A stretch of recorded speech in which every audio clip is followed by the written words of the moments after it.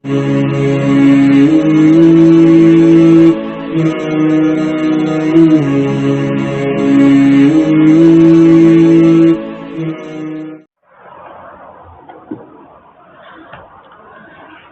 للہ وحدہ والصلاة والسلام علی من لا نبی بعدہ اما بعد اعوذ باللہ من الشیطان الرجیم بسم اللہ الرحمن الرحیم وَلَتَجِدَنَّهُمْ أَحْرَصَ النَّاسِ عَلَى حَيَاةٍ وَمِنَ الَّذِينَ أَشْرَكُوا يَوَدُّ أَحَدُهُمْ لَوْ يُعَمَّرُ أَلْفَ سَنَةٍ وَمَا هُوَ بِمُزَحْزِحِهِ مِنَ الْعَذَابِ أَن يُعَمَّرَ وَاللَّهُ بَصِيرٌ بِمَا يَعْمَلُونَ صدق اللہ العظیم۔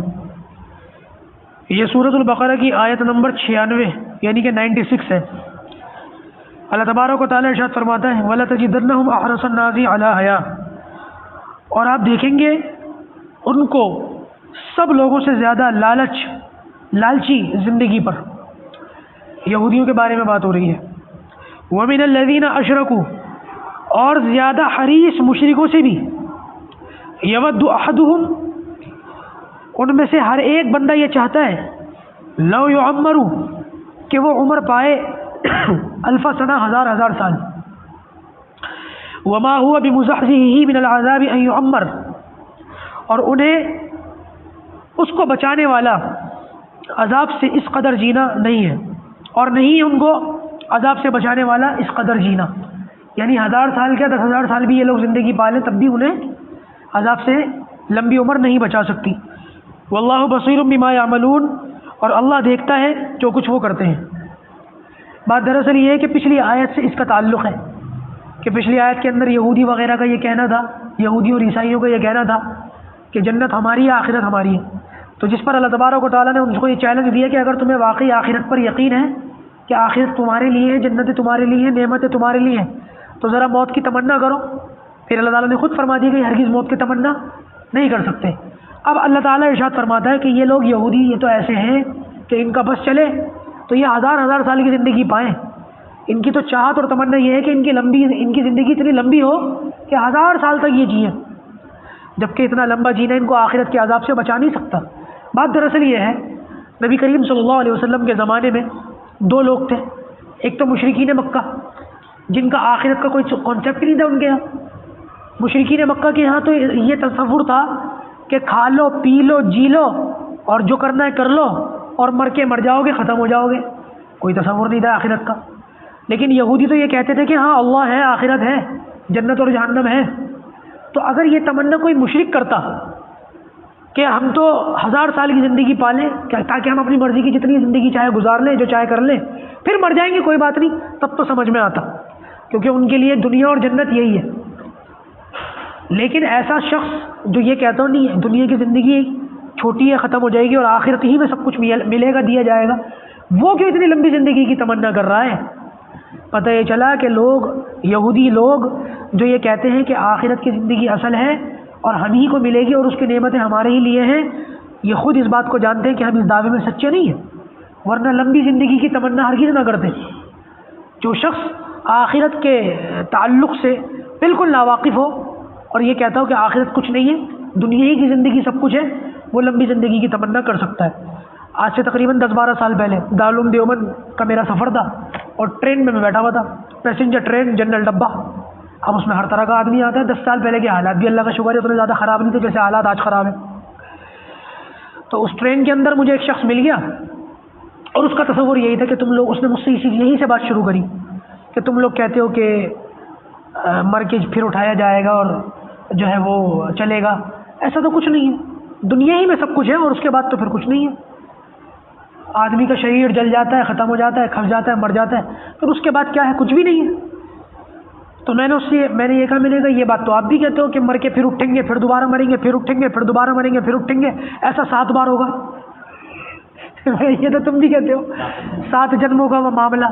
میں نے کہا ہم نے تو تمہارے لٹریچر میں، تمہاری شاعری میں، تمہارے ادب میں یہ چیزیں پڑھی ہیں کہ میاں بیوی کا جنموں کا رشتہ 7 جنموں کا۔ یہ کیوں 7 جنم کا لفظ استعمال کیوں کیا جاتا ہے؟ کیونکہ تمہارے کانسیپٹ میں ہے یہ باتیں جب بھی کیا جاتا ہے۔ اچھا ایک بڑے مزے کی بات بتاؤں آپ کو، کچھ مہینے پہلے کی بات ہے، یہ کشمیری گیٹ کا علاقہ نہیں، ادھر میں آٹو میں سفر کر رہا تھا تو میں نے دیکھا کہ کچھ بہت سارے لوگ جو ہے نوجوان سے پٹاخے چھوڑتے ہوئے ڈھول تاشی بجاتے ہوئے جا رہے ہیں. مجھے مجمع دیکھ کر ایسا لگا شاید کسی کی بارات جا رہی ہے. جب وہ آٹو والے نے ذرا گاڑی آگے لی تو پتہ چلا کہ وہ آگے ایک جنازہ ہے اور جنازے کے پیچھے یہ پٹاخے چھوٹ رہے ہیں, آتش بازی ہو رہی ہے, ڈھول بج رہا ہے. میں بڑا پریشان ہوا. میں نے کہا یہ کیا ہو رہا ہے؟ میں نے پہلی بار یہ منظر دیکھا اپنی زندگی میں, آج تک میں نے کبھی نہیں یہ منظر دیکھا کہ جنازے کے اندر ڈھول تاشے بھی بج رہے ہو, پٹاخے بھی چھوٹ رہے ہو اور وہ خوشی خوشی جا رہے ہو. تو میں نے کہا میں نے کہ یہ کسی کا ولیمہ ہے, بارات ہے, یا یہ جنازہ ہے, کیا ہے یہ میں سمجھ نہیں پا رہا ہوں. تو وہ جو آٹو والا تھا وہ ہندو تھا. وہ کہنے لگا میاں صاحب بات یہ ہے کہ یہ کسی بوڑھے آدمی کا جنازہ ہوگا. میں نے بوڑھے آدمی کا جنازہ کیا مطلب؟ تو کہنے لگا کہ عمر دراز آدمی جو بوڑھا اور جو ہے وہ بڑا آدمی ہوتا ہے, ہمارے یہاں خوشی منائی جاتی ہے اس بات کی کہ بڑی لمبی زندگی جی کر کے گیا ہے. تو میں نے کہا جنت اور جہنم کا تو پھر آخرت کا معاملہ تو اب شروع ہوا ہے, اصل زندگی تو اب شروع ہوگی. کہنے لگا نہیں ہمارے یہاں نہیں مانتے. ہمارے یہاں تو جو ہے اگر کوئی چھوٹا بچہ مر جائے یا کوئی جوان مر جائے تو ہم کہتے ہیں بھگوان کتنا نردئی ہے تو. اس کا مطلب ہے نردئی کا مطلب کتنا ظالم ہے تو. ٹھیک ہے, بھگوان کتنا ظالم ہے کہ چھوٹی سی عمر میں اس کو اٹھا لیا. تو یہیں سے میری اس کی بات شروع ہوئی. کہنے لگا کہ اگر اللہ ہے تو چھوٹے بچے کیوں مر جاتے ہیں, اور زلزلے میں لوگ معصوم کیوں مر جاتے ہیں, اور جوانوں کے جنازے کیوں اٹھ جاتے ہیں؟ اگر اللہ ہے تو ایسا کیوں ہوتا ہے؟ تو میں نے کہا یہی تو اللہ تعالیٰ کی آزمائش ہے کہ ان چیزوں کو دیکھنے کے باوجود بھی تم اللہ پر ایمان رکھتے ہو یا یہ نکل جاتے ہو, بچھڑ جاتے ہو. یہی اللہ تعالیٰ کی آزمائش ہے کہ اللہ تعالیٰ جو ہے دنیا کے اندر چھوٹی عمر کے لوگوں کو اور جوانوں کو اٹھا کر یہ بات ثابت کرتا ہے کہ دیکھو تم لوگوں کے کوئی یہاں پر دنیا میں آنے کے بعد جانے کا کوئی فکس ٹائم نہیں ہے, لہٰذا سنبھل کے چلو.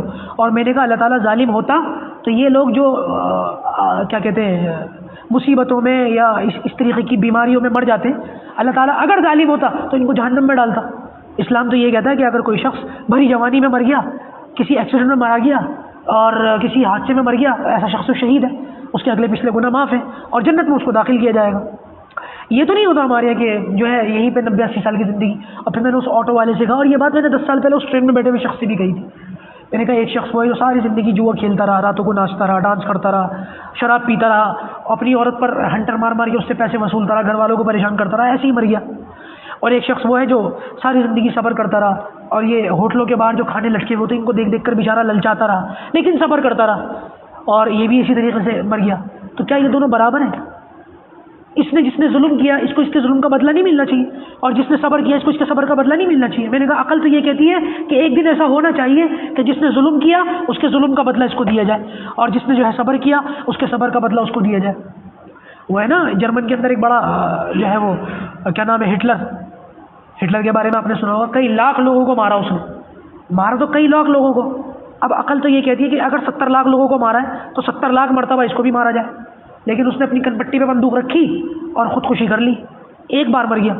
تو میری عقل تو یہ کہتی ہے کہ جس نے 70 لاکھ لوگوں کو مارا ہے اس کو سزا بھی 70 لاکھ بار دی جائے.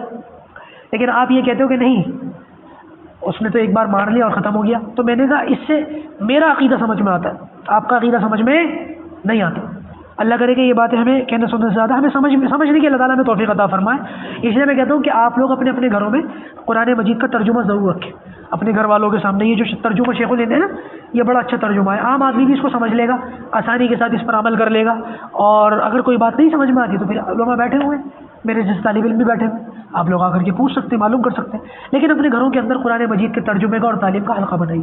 اللہ پاک ہمیں عمل کی توفیق. الحمدللہ رب العالمین.